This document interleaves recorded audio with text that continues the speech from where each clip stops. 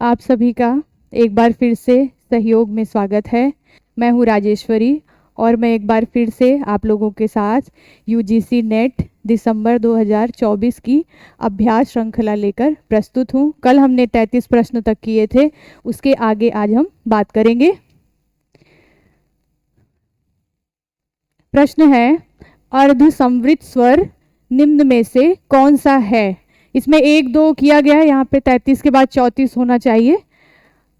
आप समझ लीजिएगा, इसमें 1 के क्रम से दे दिया गया, उससे कोई खासा दिक्कत वाली बात नहीं है। हम लोग प्रश्न पे बात करते हैं। अर्धसंवृत स्वर निम्न में से कौन सा है? अर्धसंवृत स्वर, स्वर के उच्चारण का जो स्थान है, इसके हिसाब से यह जो है विभाजित किया गया है स्वर के प्रकार। तो स्वर के प्रकार को उच्चारण के हिसाब से विभाजित किया गया है।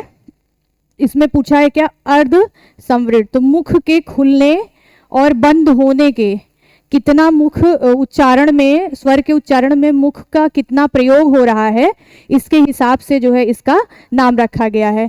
तो उच्चारण किसे? मुख खुलने के आधार पर, मुख खुलने के आधार पर इसका जो है 4 भागों में इसको विभाजित किया गया है। संवृत स्वर, अर्धसंवृत स्वर,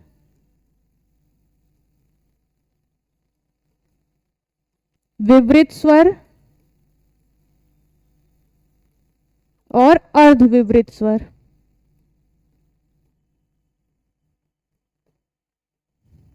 जब भी हम स्वर का या वर्णमाला के जो अक्षर हैं उनका उच्चारण करते हैं, तो जैसे हमने उसमें कंठ, तालव्य, मूर्धन्य, व्यंजन के लिए हमने देखा, उसमें स्वर भी आते हैं, लेकिन इसमें जो है हमारा मुख कितना खुलता है उसके हिसाब से यह जो है वर्गीकरण किया गया है। तो स्वर, संवृत स्वर, संवृत स्वर में सबसे कम मुख खुलता है। आप साथ में उच्चारण करके देखिएगा भी, जैसे ई हो गया, ई के उच्चारण में हमारा मुख सबसे कम खुलता है, ई।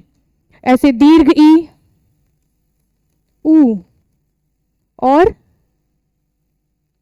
दीर्घ ऊ और री, ई ऊ और री, ये क्या है? संवृत स्वर के अंतर्गत आते हैं। यह कथन में भी पूछ सकता है कि किस स्वर के उच्चारण में, किस तरह के स्वर के उच्चारण में सबसे कम मुख खुलता है। यह आपको कथन के तरीके से, क्योंकि सवाल यूजीसी नेट में लगातार पूछे जा रहे हैं, तो ऐसा पूछा जा सकता है। तो संवृत स्वर में सबसे कम मुख खुलता है। फिर आता है इसके बाद अर्धसंवृत स्वर। अर्धसंवृत स्वर में संवृत स्वर से थोड़ा अधिक मुख खुलेगा आपका, और इसमें आएंगे 2 वर्ण आपके, ए और ओ, ए और ओ। इसके बाद है आपका विवृत स्वर। विवृत स्वर में सबसे ज्यादा मुख खुलता है, और इसमें आपके एक ही स्वर आता है, वह है दीर्घ आ। अर्धविवृत स्वर, अर्धविवृत स्वर जिसमें विवृत से थोड़ा कम मुख खुलता है, उच्चारण में विवृत से थोड़ा कम मुख खुलेगा। इसमें आएंगे आपके ह्रस्व आ, दीर्घ ए, क्योंकि ए जो है आपका अर्धसंवृत, ए और ओ, ए इधर हो गया, ए इधर हो गया, ओ उधर हो गया, और आओ इधर हो गया। और इसके अलावा जो औ शब्द है, जैसे हम डॉक्टर लिखने में जो औ का प्रयोग करते हैं, तो वो आता है आपका अर्धविवृत स्वर के अंतर्गत। अब इसमें पूछा क्या गया है? अर्धसंवृत स्वर क्या है? हमने यहाँ पे देखा 2 होते हैं, आ और ए और ओ, ए और ओ होते हैं, ये विवृत होता है। ये आपका संवृत में आता है, ई ऊ और री। तो इसमें आपका सही हो जाएगा विकल्प तीसरा। अगला प्रश्न है आपका, पुत्रवती युवती जग सोई, राम भक्त सुत जाकर होई। यह पंक्ति आपको पता ही होगा, मानस से ली गई है। वही स्त्री पुत्रवती है जिसका पुत्र भगवान श्री राम का भक्त हो। राम भक्त सुत जाकर होई, जिसका सुत, जिसका पुत्र जो होगा राम का भक्त होगा।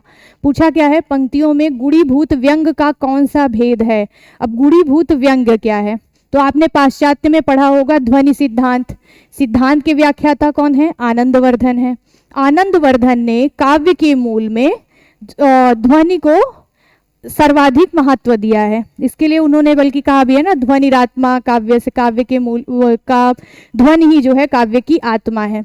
तब इन्होंने क्या किया कि काव्य को ध्वनि के आधार पर 3 भागों में इन्होंने बांटा, जिसमें इन्होंने ध्वनि काव्य,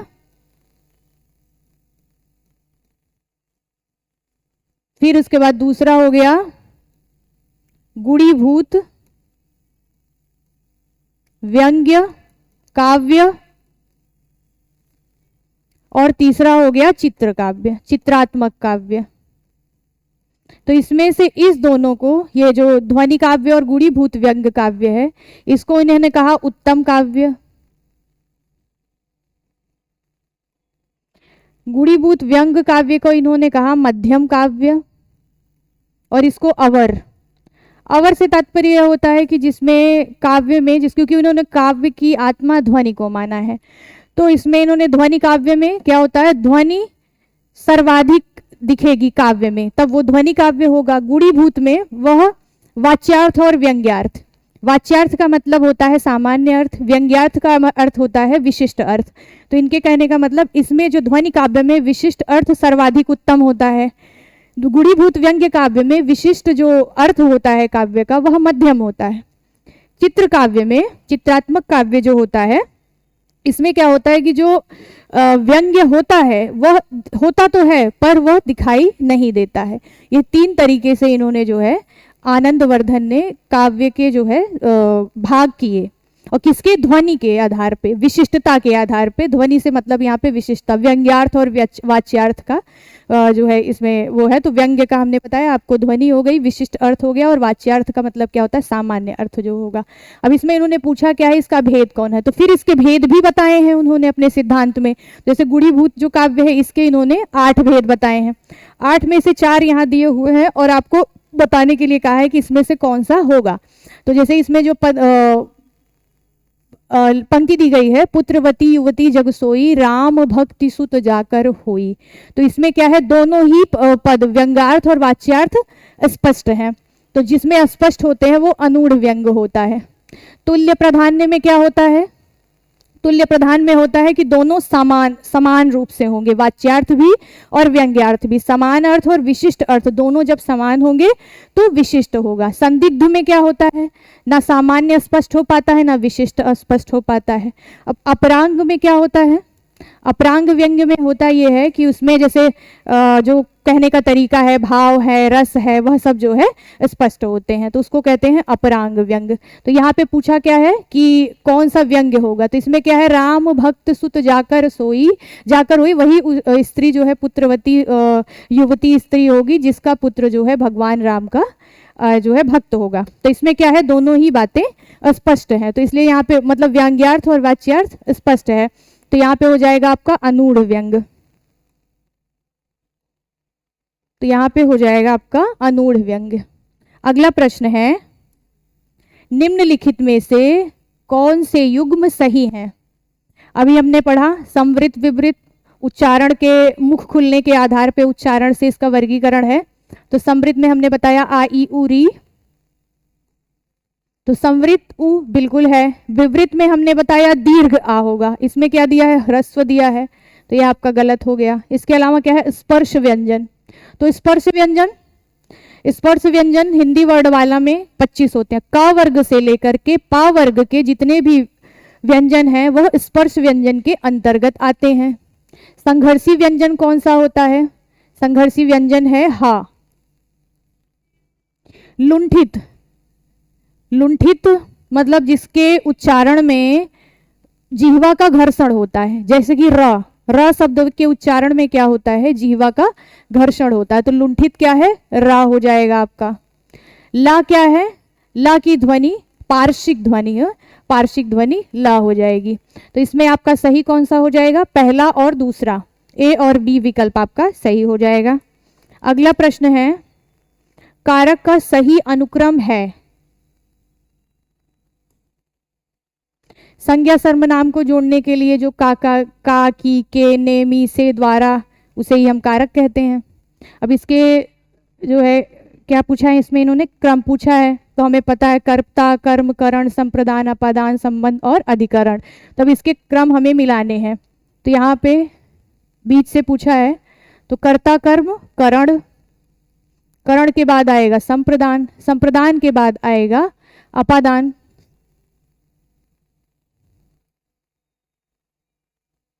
करण, संप्रदान, अपादान, संबंध और अधिकरण, BADEC। ये विकल्प आपका सही हो जाएगा। अगला प्रश्न है,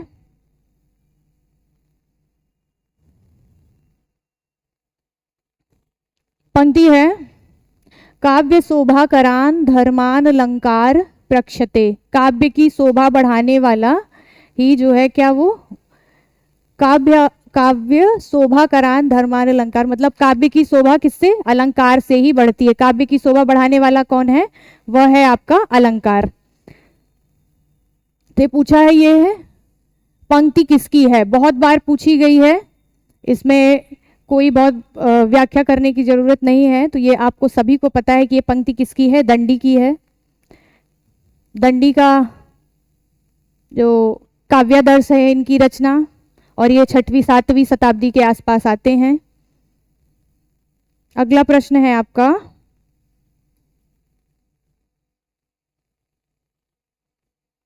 प्रतिभा काव्य हेतु से संबंधित पंक्तियों के रचनाकारों के सही युग्म बताइए। प्रतिभा काव्य हेतु, काव्य हेतु से तात्पर्य क्या होता है, काव्य हेतु से तात्पर्य होता है कि काव्य की रचना का कारण क्या है। तो रचना के कारण विचारकों ने मुख्य रूप से, वैसे तो सबने कई बताए, अपने अपने नाम दिए उन्होंने, लेकिन मुख्य रूप से 3 ही माने जाते हैं हेतु। कौन से, प्रतिभा, व्युत्पत्ति और अभ्यास। तो इसमें पूछा क्या है, जिन्होंने प्रतिभा को काव्य का मुख्य कारण माना है। और ये जो प्रतिभा है, व्युत्पत्ति है, अभ्यास है, विचारकों के मत इसी के आसपास ही रहे हैं। किसी ने मुख्य प्रतिभा को मान लिया, किसी ने अभ्यास को मान लिया, किसी ने प्रतिभा को मान करके उसका सहायक व्युत्पत्ति को बता दिया, या विशिष्ट बनाने में योगदान व्युत्पत्ति का बता दिया है। तो ये मुख्य रूप से जो माने जाते हैं काव्य के कारण, मतलब काव्य सृजन में जो भी आप उसके सहायक सृजन के जो कारण होते हैं वो कौन से होते हैं, 3 हो सकते हैं, या तो प्रतिभा होगी, व्युत्पत्ति होगी, या फिर अभ्यास से वह पाया जाएगा। तो अभी पूछा है क्या, तस्य चा कारणम कविगता केवला प्रतिभा चा, तस्य चा कारणम कविगता केवला प्रतिभा चा। तो कहने का क्या मतलब है कि कविगता, कवि के पास जो काव्य सृजन की जो प्रतिभा होती है, वह केवल काव्य सृजन के लिए जो महत्वपूर्ण होता है कवि के पास, वह केवल प्रतिभा होती है। तो यह रचना, यह पंक्ति किसकी है, जगन्नाथ की है। प्रज्ञा नवोन्मेष शालिनी प्रतिभा मता, भट्टतौत का कथन है। ये क्या कह रहे हैं कि जो भी काव्य के सृजन में जो भी विशिष्ट होता है, जो भी विशेष पद आते हैं, वह प्रज्ञा, उसमें कारगर कौन होता है, प्रज्ञा, और प्रज्ञा ही क्या है, प्रतिभा है। किसने कहा है, भट्टतौत ने कहा है। कवित्व बीजम प्रतिभानम, कवित्व बीजम प्रतिभानम कथन है वामन का, जो कि क्या कहना चाहते हैं कि कविता का बीज किसमें है, प्रतिभा में है। मतलब जो प्रतिभावान होगा वही कविता कर सकता है, साहित्य रच सकता है। ये भी सही है। प्रतिभा कारणम तस्य व्युत्पत्ति विभूषणम, प्रतिभा जो है काव्य के सृजन का कारण है। और फिर क्या है, तस्य व्युत्पत्ति विभूषणम, और व्युत्पत्ति क्या करती है, उसको विभूषित करती है। कथन किसका है, राजशेखर का।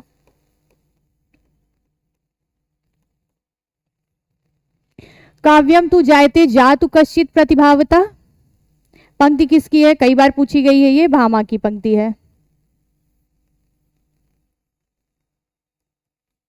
मिलान करना है कि इसमें से युग्म कौन सा सही है। तो सही युग्म आपका बी और सी विकल्प में होगा। हाँ, बी और सी हो गया आपका। अगला प्रश्न है, पंक्तियां हैं,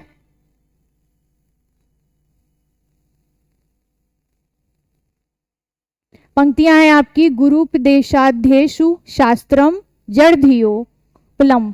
जड़धियोपलम पंक्ति किसकी है? तो ये पंक्ति है भामा की। कवित्व बीजम प्रतिभानम, अभी हमने देखा ये पंक्ति किसकी है? तो कवित्व बीजम प्रतिभानम वामन की पंक्ति है। ना विद्यते यद्यपि पूर्व वासना गुण गुणबंधी प्रतिभान मद्भुतम। ना विद्यते यद्यपि, यह पंक्ति है आपकी दंडी की पंक्ति है ये। अव्युत्कृतो दोषा शक्त्या सकृते कवे है, पंक्ति है आनंदवर्धन की। मिलान करेंगे यहाँ पे, पहले में दूसरा, फिर इधर दूसरे में चौथा, विकल्प आपका सही हो जाएगा दूसरा।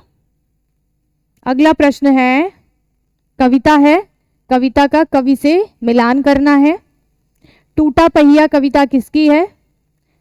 धर्मवीर भारती की है, जिसमें एक हताश निराश मनुष्य को सिंबलाइज किया है टूटा पहिया से, धर्मवीर भारती ने। नाटक जारी है, लीलाधर जगूड़ी की कविता है। जंगल का दर्द, सर्वेश्वर दयाल सक्सेना की कविता है ये। इसके अलावा एक छोटी सी लड़ाई, कुमार विमल की कविता है। मिलान करते हैं, पहले का तीसरा, नहीं एक मिनट, पहले का तीसरा,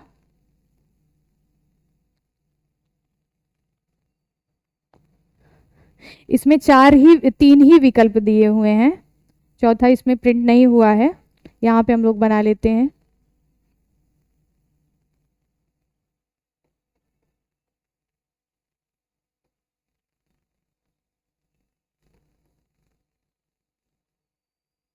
ये आपका विकल्प हो जाएगा।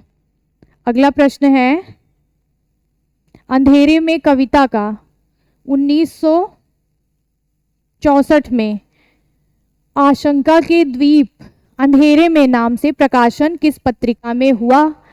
कविता आपके पाठ्यक्रम में लगी हुई है अंधेरे में, और यह संकलित है चांद का मुंह टेढ़ा में, कविता संग्रह में संकलित है। रचनाकार है मुक्तिबोध, और ये जो है आशंका के द्वीप अंधेरे में शीर्षक से किस पत्रिका में प्रकाशित हुई थी? तो कल्पना पत्रिका में। ये पत्रिका कहाँ से छपती है? तो ये पत्रिका हैदराबाद से छपती थी, तो इसमें विकल्प आपका सही हो जाएगा दूसरा। अगला प्रश्न है, चेतनता एक विलसती आनंद अखंड घना था, पंक्ति कवि से मिलान करनी है। कामायनी की पंक्तियां हैं, जयशंकर प्रसाद रचनाकार हैं। शक्ति की करो मौलिक कल्पना, करो पूजन, यह राम की शक्ति पूजा, निराला की पंक्तियां हैं। प्रिय आनंद छंद तुम मेरे आत्मा के स्वर, पंक्ति कविता किसकी है? किसकी कविता की पंक्तियां हैं? तो पंत जी की है ये। मैं अबला बाला वियोगिनी कुछ तो दया विचारो, पाठ्यक्रम में ये लगी हुई है। मुझे फूल मत मारो, साकेत नवम सर्ग, मैथिली शरण गुप्त की पंक्तियां हैं। विकल्प मिलान करने का है।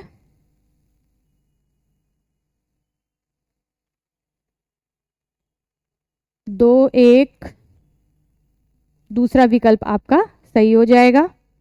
अगला प्रश्न है,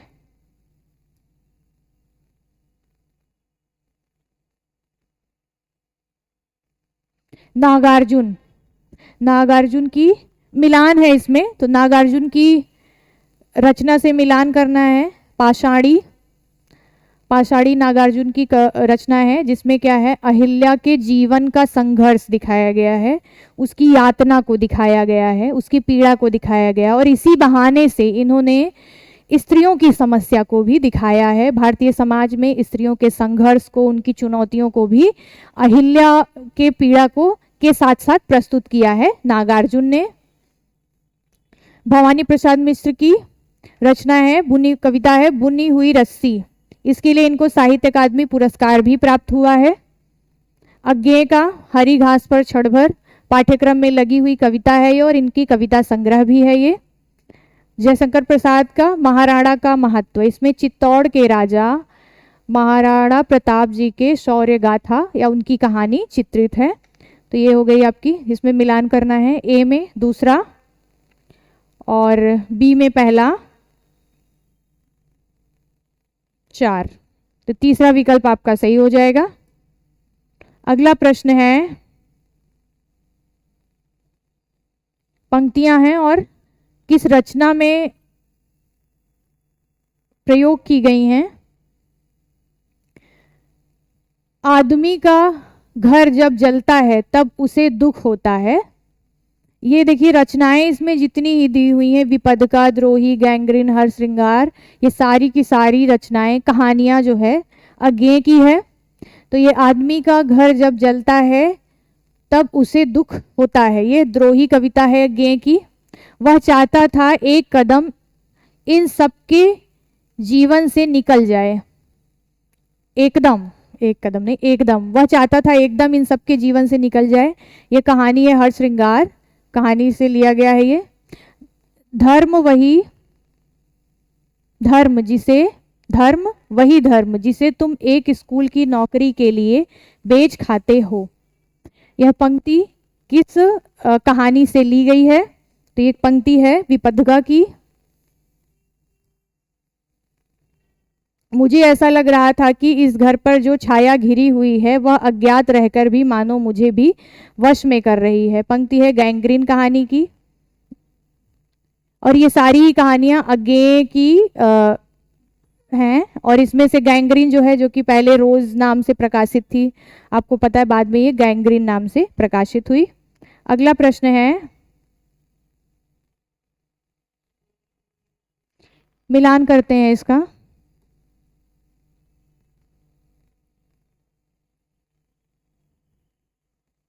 तीसरा, दूसरा, ये भी मिल रहा है, पहला,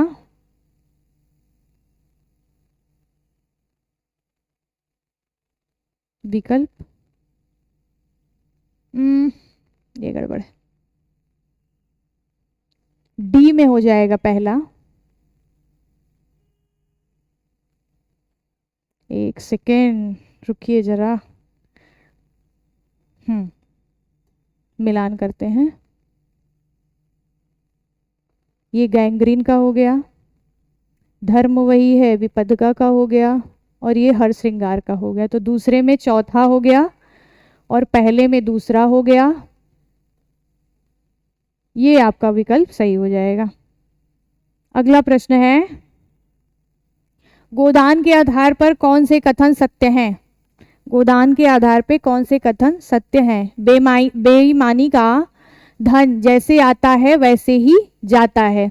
इसमें पूछा क्या गया, उपन्यास की लाइनें लेकर के ये बार, और इस तरीके के प्रश्न बहुत बार बन रहे हैं आपके उसमें, कि क्या करते हैं कि जो भी कहानियां हैं, उपन्यास हैं, नाटक हैं, इनकी लाइनों को क्रम से लगाने के लिए कभी दे रहे हैं, कभी ये कौन सी लाइनें इससे ली गई हैं या नहीं ली गई। ये इस तरीके के प्रश्न आप तभी पकड़ पाएंगे जब आप मूल पाठ को पढ़ेंगे। जो आपके पाठ्यक्रम में लगी हुई रचनाएं हैं उनको जब तक आप नहीं पढ़ेंगे, इस तरीके के प्रश्न करना आपके लिए बहुत मुश्किल हो जाएगा। आप 2-4 सॉल्व करने के दौरान आपको कोई बता भी देगा, लेकिन इससे होगा क्या कि आपके, और क्योंकि सेम रिपीट क्वेश्चन तो ज़्यादातर रचनाओं, विधाओं में या जन्म मृत्यु को लेकर के ही हो जाते हैं, लेकिन ये इस तरीके के प्रश्न लगातार पूछे जा रहे हैं जो कि नए हैं। तो इस पे जो है आपको मूल पाठ पढ़ना ही पड़ेगा। तो अभी हम देखते हैं इसको। बेईमानी का धन जैसे आता है वैसे ही जाता है। भाई का हक मारकर किसी को फलते फूलते नहीं देखा। गोबर को राय साहब के पास भेज देना। भोला उधार देने वाला आदमी नहीं है। ये देखेंगे आप, ये कथन जो है होरी का है। और तुम जैसे मर्द साथे पर पाठे होते हैं, यह भी विकल्प नहीं होगा आपका। तो इसमें गोदान की पंक्ति है 3 आपकी, ए, बी और डी। अगला प्रश्न है आपका,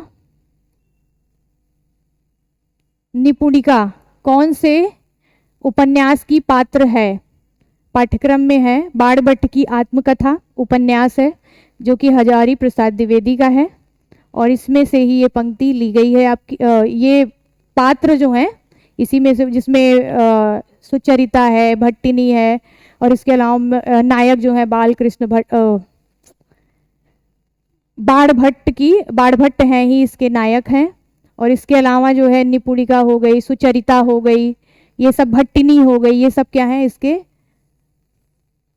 उपन्यास के पात्र हैं। रचनाकार कौन है? तो रचनाकार हैं इसके हजारी प्रसाद द्विवेदी। इनके और आपको पता ही होगा हायर में लगा हुआ है, पुनर्नवा है इनका, और इसके अलावा जो है अनाम दास का पोथा है, हजारी प्रसाद द्विवेदी का उपन्यास है ये। तो हाँ, इसका प्रकाशन देख लेते हैं, 1946 है। और अगला प्रश्न है आपका, आकाशद्वीप कहानी में प्रेम और घृणा की गहन आवेशमयता की गहरी टकराहट है। सबसे पहले आकाशद्वीप कहानी, रचनाकार हैं जयशंकर प्रसाद। कहानी पाठ्यक्रम में भी है और यह कहानी संग्रह भी है और कहानी भी है। और इसमें कहानी संग्रह में कुल 19 कहानियां संकलित हैं। अब इसमें कथन पूछा है कि प्रेम और घृणा की गहन आवेग मयता की गहरी टकराहट है। यह कथन किसका है? तो ये बच्चन सिंह का कथन है। इसी से मिलता जुलता एक कथन आपको मिलेगा, प्रेम और घृणा का ऐसा द्वंद्व और परस्पर स्पर्धिता शायद कहीं हिंदी की किसी और कहानी में ना मिले। ये मिलता जुलता कथन है। जैसे इसमें क्या कहा गया है, कहानी में प्रेम और घृणा की गहन आवेगमयता की गहरी टकराहट है, और इसमें भी यही है कि प्रेम और घृणा का ऐसा द्वंद्व और परस्पर स्पर्धिता शायद किसी और कहानी में मिले, शायद ही किसी और कहानी में मिले। तो ये कथन आपका है, गोपाल राय का कथन है ये। और मिलता जुलता इसलिए याद रखिएगा, हो सकता है अगली बार आप प्रेम और घृणा याद करें और वो गोपाल राय वाली जो है पंक्ति पूछ ले। अगला प्रश्न है आपका, यह पंच नहीं है, पक्के राक्षस हैं, पक्के राक्षस, यह सब हमारी जगह है। अब ये देखिए, ये इसके पहले भी ये पंक्ति हूबहू पूछी हुई है कथन के तौर पे इसके पहले वाले पेपर में। तो ये कथन बिल्कुल आपको जानने में परेशानी होगी कि ये धनिया का कथन है। अगला प्रश्न है आपका, शेखर एक जीवनी भाग 1 का प्रकाशन वर्ष कौन सा है? तो आपको पता है कि 2 भागों में है, भाग 1 लिखा है तो 2 भागों में है, एक आता है 1941 में और एक आता है 1944 में। रचनाकार अज्ञेय हैं।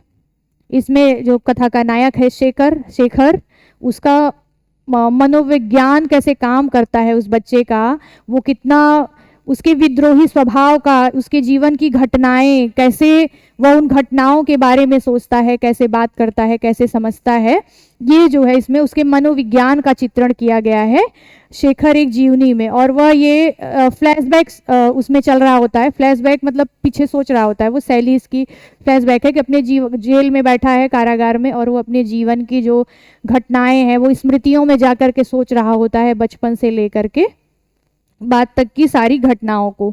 अब इसमें जो है क्योंकि इसमें 41 और 44 2 भाग हैं इसके, और इन भागों को भी क्या किया है इन्होंने, 4 भागों में ये विभाजित है। नाम है उषा और ईश्वर, बीज और अंकुर, प्रकृति और पुरुष, पुरुष और परिस्थिति। तो ये भाग 1 में 4 भाग हो जाते हैं आपके। जो शेखर एक जीवनी का पहला भाग है उसके 4 खंड हैं। तो उसमें क्या होता है, उषा और ईश्वर है, बीज और अंकुर है, प्रकृति और पुरुष है, पुरुष और परिस्थिति है। अगला प्रश्न है आपका, जब भी जैसे शेखर या फिर कोई भी जो आपके पाठ्यक्रम में लगी रचना है, उसके अलावा भी जिसके पार्ट हैं, जैसे जब हम पढ़ते हैं तो मुर्दहिया जैसे आए तो आपको आना चाहिए कि इसके 2 भाग हैं, पहले भाग में ये है, उसमें कितने खंड हैं, क्योंकि इस तरीके के क्वेश्चन लगातार बने रहे, कभी कथन के तौर पे, कभी ऐसे विकल्प में ही दे देगा कि बताइए कि कौन से नंबर का ये आपका, जैसे अभी दे दिया पुरुष और परिस्थिति, ये भाग 1 के कौन से नंबर का जो है, कौन से नंबर का खंड है ये, तो आपको दूसरा है, तीसरा है, चौथा है, ऐसे करके दे दिया। तो इसके लिए आपको जब तक याद नहीं रहेगा आप इस तरीके के क्वेश्चन नहीं कर पाएंगे। तो इसलिए जब भी उपन्यास का जिक्र आए या आप सुनते हैं या सॉल्व कर रहे हैं तो अपने मन में ही सही, बार बार लिखने की बिल्कुल जरूरत नहीं है कि इसके 4 खंड है तो चारों को आप जल्दी जल्दी, उषा ईश्वर हो गया, बीज अंकुर हो गया, प्रकृति पुरुष हो गया, पुरुष परिस्थिति हो गई, ऐसे दिमाग में रखते चलिए, ताकि क्रम में रहेगा तो आपको दूसरा है, तीसरा है, चौथा है पता रहे, क्योंकि किसी भी तरीके का क्वेश्चन पूछ सकता है। अगला प्रश्न है,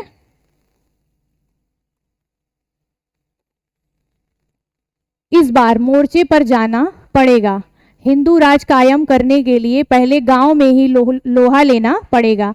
महिला आंचल उपन्यास के तहसीलदार हरगौरी सिंह किससे कहते हैं?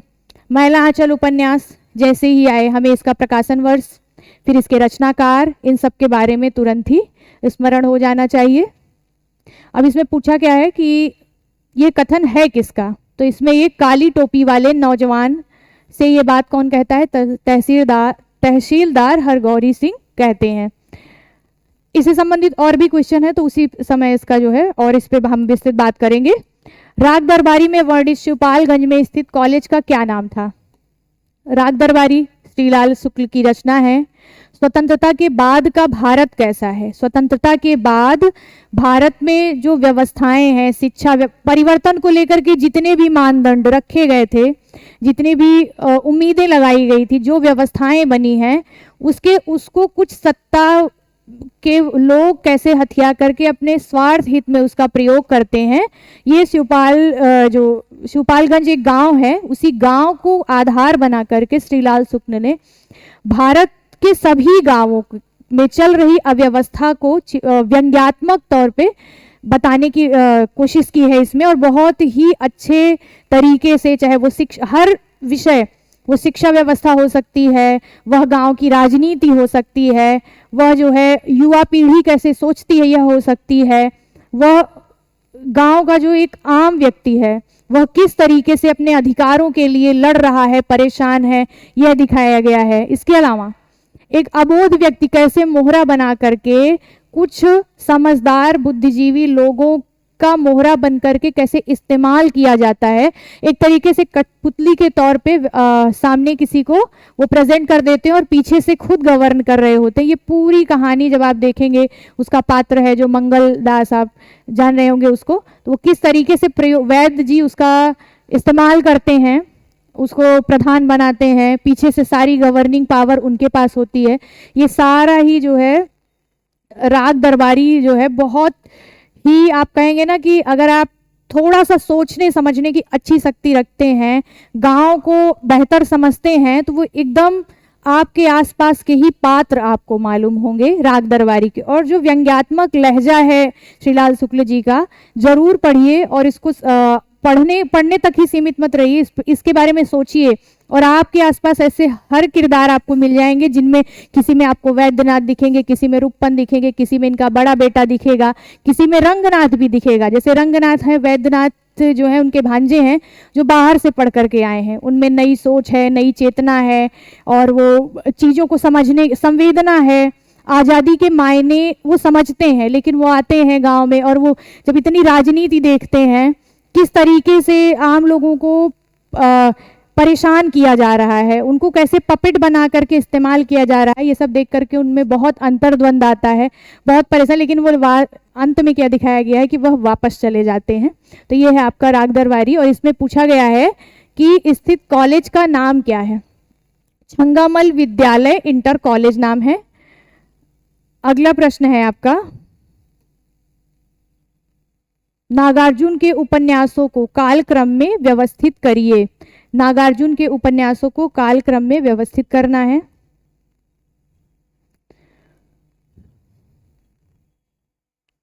रतिनाथ की चाची, प्रकाशन वर्ष हो जाएगा 1948। इसके बाद आएगा आपका बलचन्मा 1952, नई पौध 1953,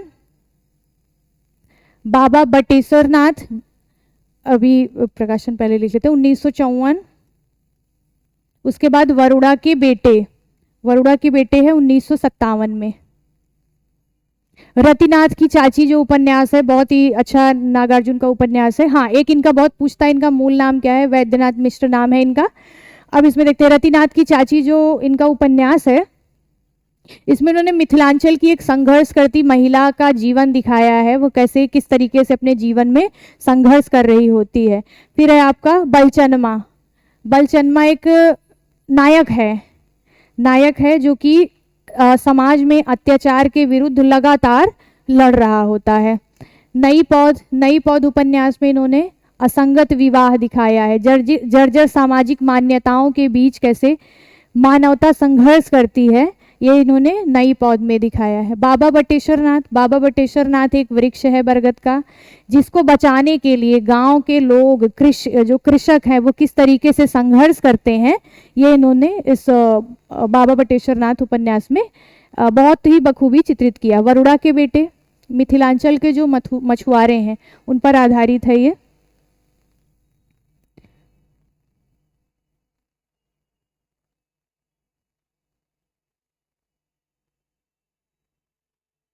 ऑप्शन मिलाना होगा इसको, आपका हो जाएगा डी 48, 48 के बाद बी, बी के बाद सी, ए और ई, ये विकल्प आपका सही हो जाएगा।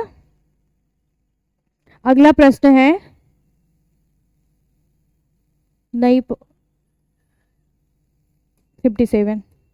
अगला प्रश्न है आपका, प्रकाशन वर्ष की दृष्टि से उपन्यासों का सही क्रम क्या होगा?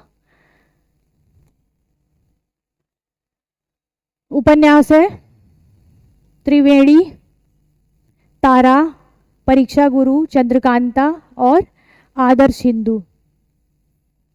परीक्षा गुरु का प्रकाशन हो जाएगा 1882, लाला श्रीनिवास दास इसके रचनाकार हैं, और इसको पहला उपन्यास शुक्ल ने, नगेंद्र ने, बच्चन ने, सभी ने इसको हिंदी का पहला उपन्यास माना है।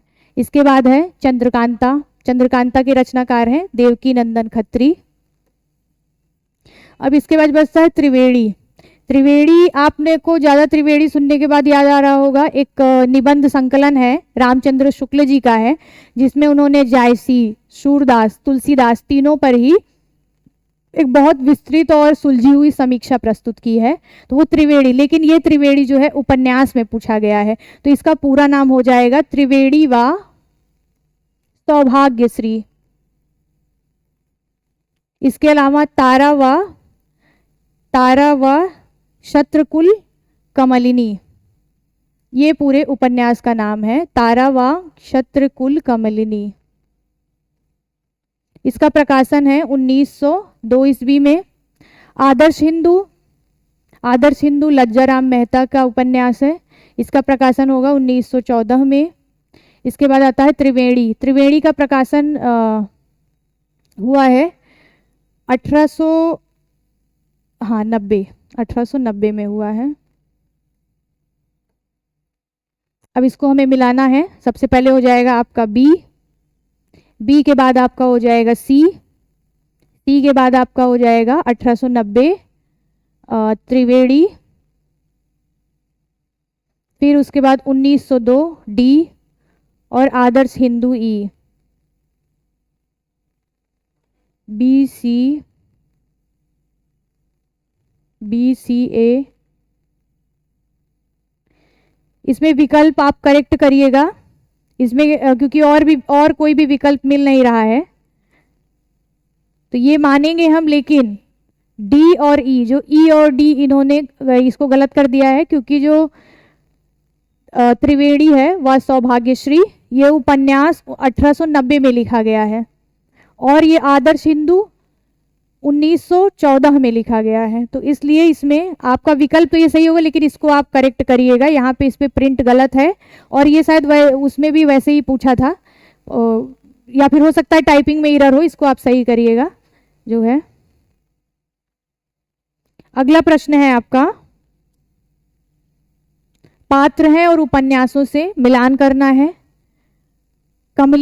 कमली किस उपन्यास की पात्र है? कमली, प्रशांत, ममता, मैला आंचल, जयदेवपुरी, झूठा सच, भट्टिनी, बाण भट्ट की आत्मकथा, सुचरिता, भट्टिनी, बाण भट्ट, शनिचर राग दरबारी का पात्र है। विकल्प मिला लेते हैं, पहले में तीसरा, दूसरे में चौथा, ये विकल्प आपका सही हो जाएगा।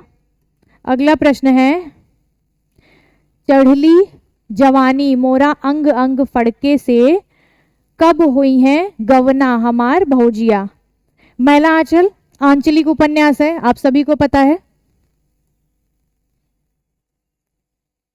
इसमें कहानी का नायक अंचल है। इसमें अंचल ग्रामीण अंचल की लोक भाषा, लोक गीतों का जगह जगह पे आपको प्रयोग मिलेगा। जैसे इसके पहले जो आपका की अभ्यास श्रृंखला हुई है उसमें हमने कुछ देसी शब्द पढ़े थे, जैसे दामुल हौज पढ़ा था, डोल डाल पढ़ा था, बेंग पढ़ा था, ये सब शब्द हमने पढ़े थे। तो वैसे इस बार क्या पूछ लिया इन्होंने, और जब भी आप मैला आंचल पढ़ रहे होंगे आप देखेंगे कि कई जगहों पर आपको इस तरीके के लोकगीत देखने को मिलेंगे। अब इसको लिखवाने को तो लिखवा भी सकता है इंसान, बात भी मतलब मेन तो इसको आपको अगर इस तरीके के प्रश्न सॉल्व करने हैं तो आपको उपन्यास को बहुत ही अच्छे से पढ़ना पड़ेगा। किसी पत्रिका से या किसी प्रैक्टिस सेट की बुक के सिर्फ जो दिए हुए 2-4 अंश होते हैं उसको पढ़ने से आप इस तरीके के क्वेश्चन नहीं कर पाएंगे। इस तरीके के क्वेश्चन करने के लिए आपको जो मूल उपन्यास है, जिसमें कि जगह जगह पर खंड जब डिवाइड हो रहा है, घटना हट रही है, दूसरी घटना, दूसरा प्रसंग शुरू हो रहा है, तो वहाँ पर आपको कई ऐसे लोकगीत देखने को मिलेंगे। तो इस तरीके के जब भी आपको प्रश्न सॉल्व करने हैं तभी आपसे हो पाएंगे, मतलब कहने का ये है कि तभी आपसे हो पाएंगे जब आप उपन्यास पढ़ेंगे। जैसे अभी इसके पहले हमने आपसे बात की कि लोक शब्द, प्रचलित लोक शब्दों का अर्थ पूछ रहे हैं, फिर उसके बाद पूछ रहे हैं कि गीत किस में लिखा गया है, ये गीत का प्रकार क्या है। तो इस तरीके के सवाल सॉल्व करने के लिए यहाँ पे तो ये इसका भौजिया गीत हो जाएगा ये, लेकिन और भी उसमें बहुत है, कजरी भी है, कई है, तो वो आप उसको मूल में जो पार्ट है उसको लेकर के 2-2 लाइन या 4-4 लाइन आप उसको जो है अपने नोट्स में लिखिए और उसको 2-4 बार रिवाइज करेंगे तो आपको याद हो जाएगा। अगला प्रश्न है, उसे बार बार यह लग रहा था कि उसकी देशभक्ति सच्ची देशभक्ति नहीं वरन मजाक है। कहानी राही। राही कहानी से है ये। राही कहानी की लेखिका कौन है? सुभद्रा कुमारी चौहान है, पाठ्यक्रम में लगी भी हुई है। इसमें राही एक गरीब पात्र है जिसको कि खाने के लिए अनाज की एक बोरी चुराई रहती है, जिसके लिए इसको 1 वर्ष की सजा दे दी जाती है। कहानी की पात्र है अनीता, वो भी जो है समाज सेविका है और जेल गई रहती है, आंदोलन करने के दौरान जो है जेल गई रहती है। ये जो है पूरी कहानी है और इसमें पुलिस इसके पति की हत्या कर देती है। इसका भूखा बच्चा है, अपने भूखे बच्चे के लिए यह अनाज की चोरी करती है और इसमें ये जो तत्कालीन व्यवस्था थी उस पर बहुत बड़ा व्यंग्य है ये कि किस तरीके से व्यवस्था में बैठे लोग बड़े बड़े गबन कर जाते हैं और लोग देखते रह जाते हैं, प्रशासन भी उनकी हिस्सेदार बन जाती है, लेकिन सिर्फ अपना पेट भरने के लिए, अपने बच्चे के लिए खाने की चोरी करने पर राही को 1 वर्ष की सजा हो जाती है। तो ये कहानी है, ये कथन है कहानी राही कहानी का। मैं रशाल की डोली थाम कर पास ही खड़ा था।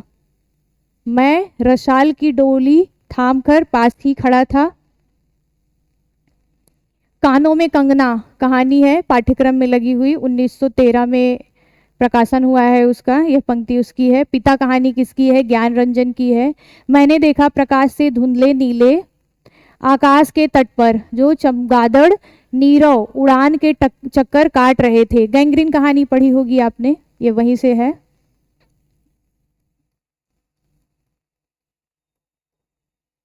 गैंग्रीन कहानी, उसके अंदर प्रकाश है, बाहर आशा, विपत्ति, अपना सारा दल बल लेकर आए। ईदगाह कहानी की पंक्ति है ये। ईदगाह के रचनाकार हैं प्रेमचंद, मुंशी प्रेमचंद। हाथ धोते समय वह हेमा की उन चूड़ियों से भरी कलाइयों को बेझिझक देखता रहा। पंक्तियां राजा निर्वंशियां। तो इसमें पंक्ति तो सही है लेकिन जो कहानी की पात्र है उसका नाम हेमा नहीं चंदा है, इसलिए ये पंक्ति आपकी गलत हो जाएगी।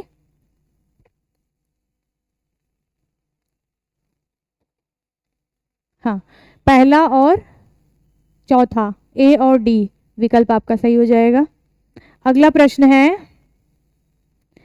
भीष्म शाहनी के कहानी संग्रहों का युग्म मिलान करना है आपको। अयुग्म सही क्या होगा, सही पैटर्न पे बताना है।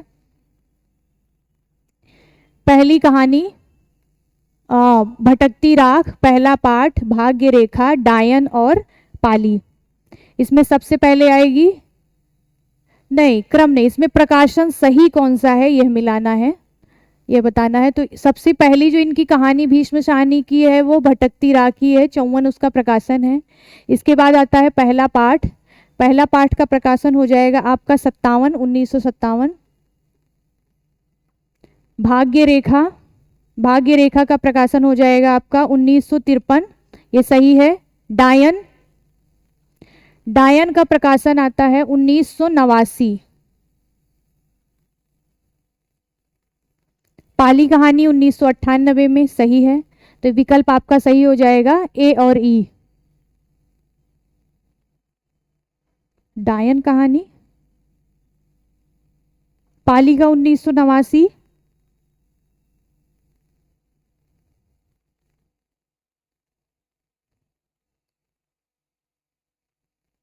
एक मिनट रुकिएगा।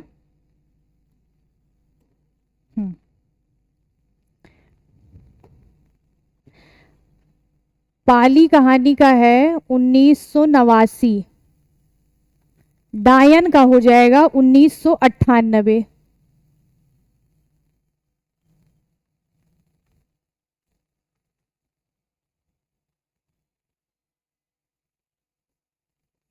भाग्य रेखा का प्रकाशन हो जाएगा 1953।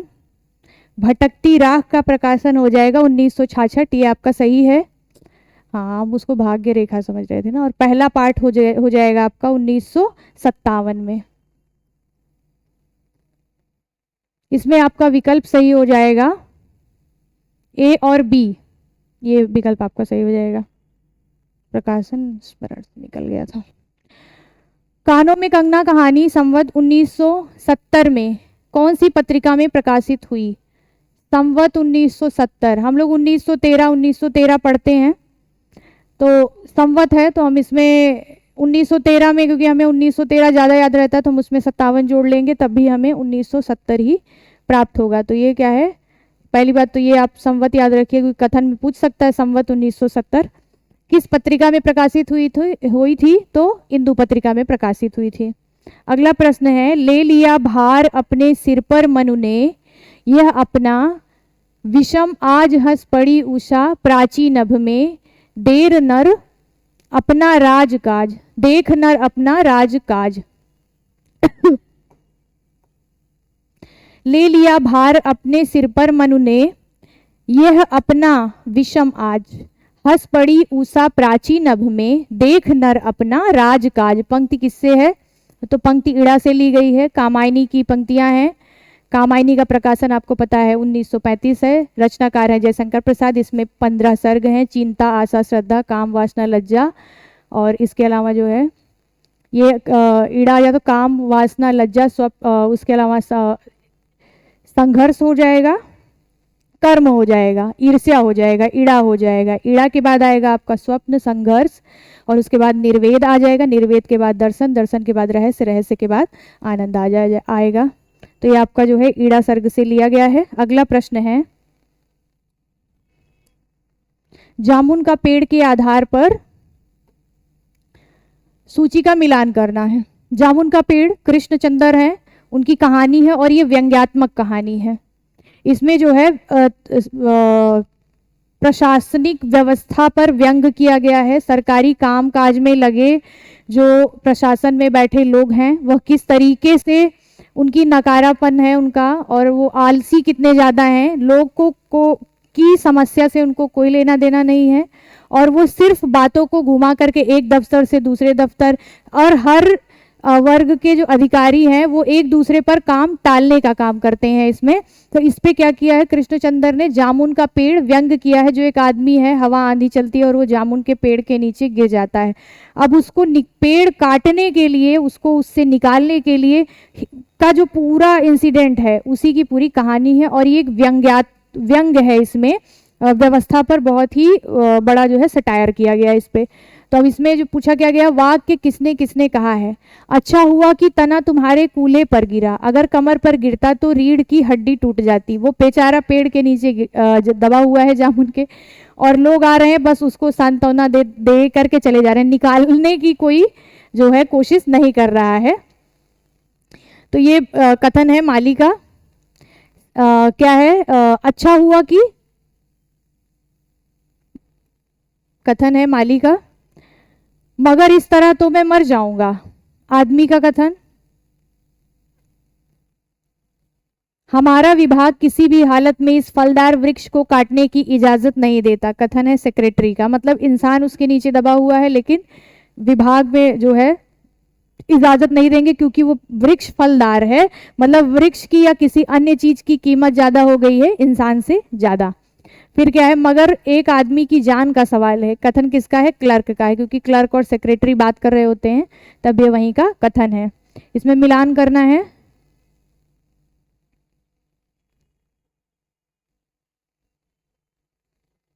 दूसरा विकल्प आपका इसका सही हो जाएगा। अगला प्रश्न है, पाली, डायन, भटकती राख, शोभा यात्रा। भटकती राख का प्रकाशन था 1966, पाली का प्रकाशन आपका है डायन का हो जाएगा 1998, भटकती राख का 1966, शोभा यात्रा का 1981। अब इसमें पाली का प्रकाशन 1984 दिया है लेकिन ये मिल कहीं पे नहीं रहा है। इसका प्रकाशन जो है 1989 है, लेकिन क्योंकि विकल्प में 84 दिया गया और यही वाला विकल्प सही पड़ रहा है तो हमें यही वाला विकल्प मिलाना पड़ेगा।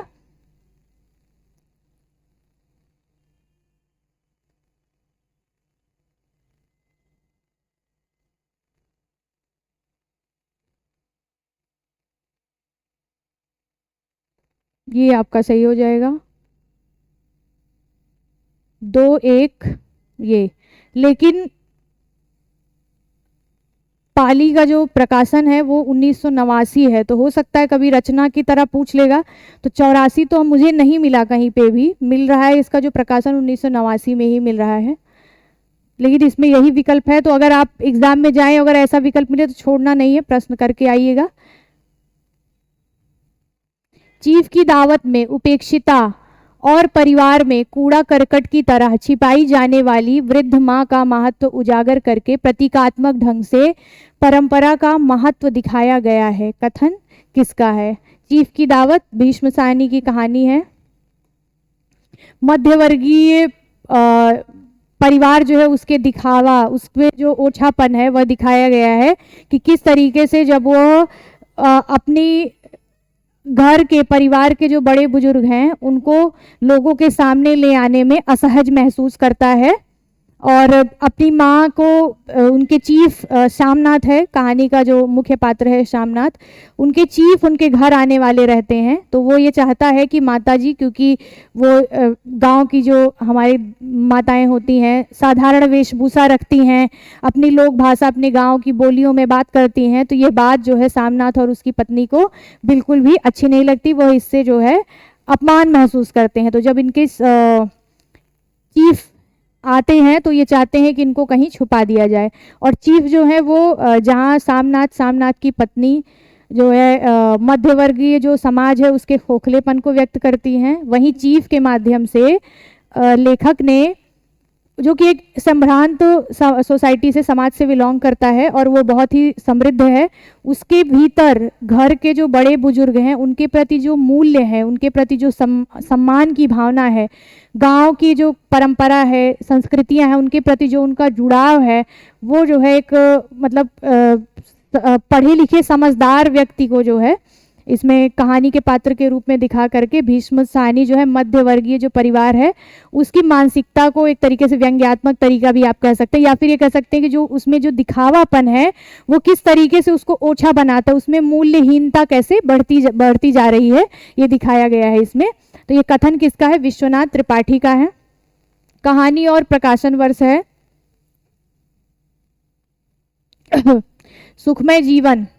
सुखमय जीवन कहानी किसकी है? गुलेरी की है। प्रकाशन वर्ष है 1911। बुद्धू का काटा है, उसने कहा था, गुलेरी की जो कहानियां हैं उसमें से सुखमय जीवन 1911 प्रकाशन वर्ष सही है। शरणार्थी कहानी किसकी है? तो कहानी हो जाएगी आपकी अज्ञेय की, और ये विपथगा में संकलित है।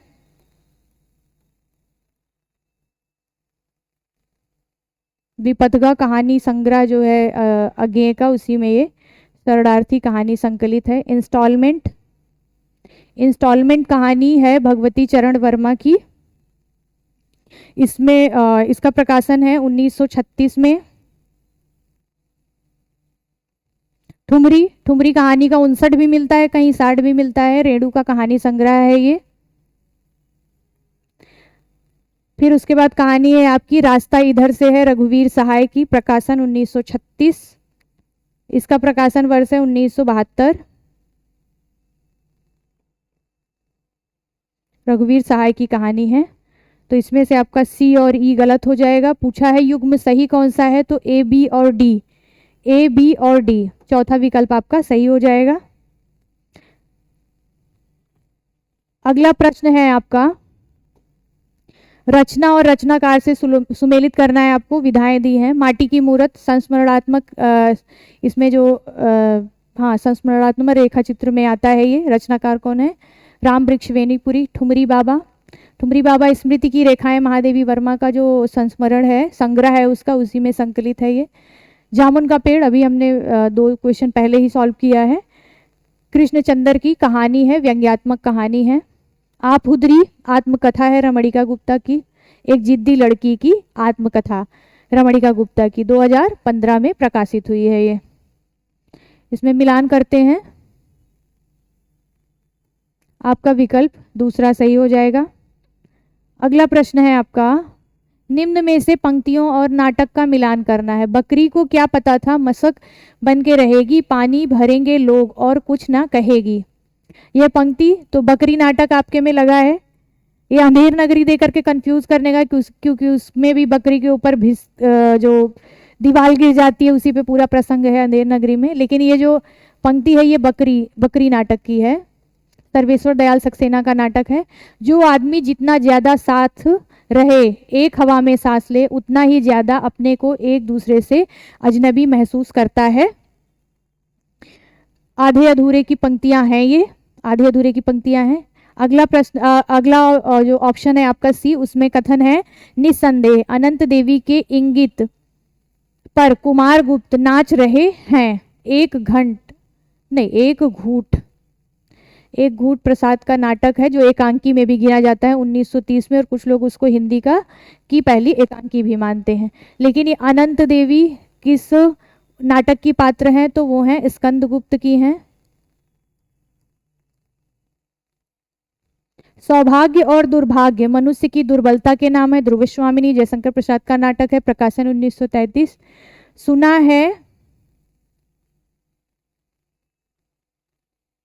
सुना है उनके भतीजे असदुल्ला की शादी हो गई है, आगरा बाजार नाटक की पंक्ति है ये।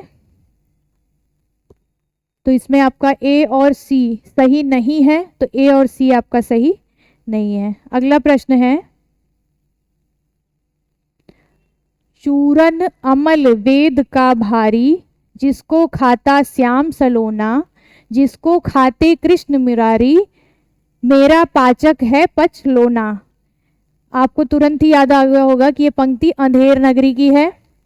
पूछा क्या गया है, किस अंक से ली गई है, तो अंक है दूसरा, क्योंकि दूसरे में ही बाजार का दृश्य है जहाँ पे सब लोग अपनी अपनी चीजें बेच रहे थे। चना वाला चना बेच रहा था, चूरन वाला चूरन बेच रहा था, कोई जाति बेच रहा था, कुंजड़िन थी, सब मतलब उसमें पूरे ही दिखाए गए, मिठाई बेची जा रही थी, सब कुछ। तो ये जो है आपका किस अंक से लिया गया है, तो दूसरे अंक से लिया गया है। यहीं से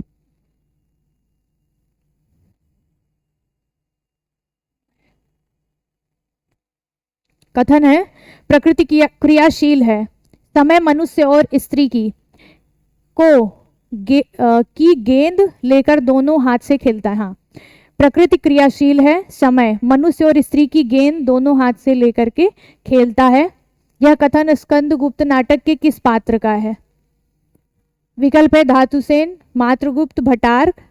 तो ये कथन है आपका धातुसेन का। कुमारदास और धातुसेन दोनों एक ही हैं। सिंघल का राजकुमार है ये, जो कि वेश बदल करके मगध में घूम रहा होता है और वो वहाँ की जो राजनीतिक व्यवस्था है उसको देख रहा होता है। तो कुमारदास और कुमारगुप्त होता तब तो ठीक है, कुमारदास और धातुसेन दोनों एक ही पात्र के दो नाम हैं। अगला प्रश्न है, ध्रुवस्वामिनी नाटक के संदर्भ में निम्नलिखित में से कौन सा कथन सत्य है? ध्रुवस्वामिनी को लेकर क्या साम्राज्य से हाथ धोना पड़ेगा? मैं उपहार की वस्तु हूँ, मैं उपहार की वस्तु नहीं हूँ, यह ध्रुवस्वामिनी कहती है। यहाँ ऐसी निर्लज्जता का नाटक मैं नहीं देखना चाहती। ये भी सही है। यह मर्द रामगुप्त अपने पिता की तरह दिग्विजय करने निकला था। गलत है। तुम्हारा और मेरा जीवन मरण साथ नहीं हो सकता। तो इसमें से पहली और ए और सी आपका विकल्प, तो इसमें ये दोनों कथन जो है सही होंगे। मैं उपहार की वस्तु नहीं हूं होता, तो ये सही हो सकता था। अगला प्रश्न है आपका,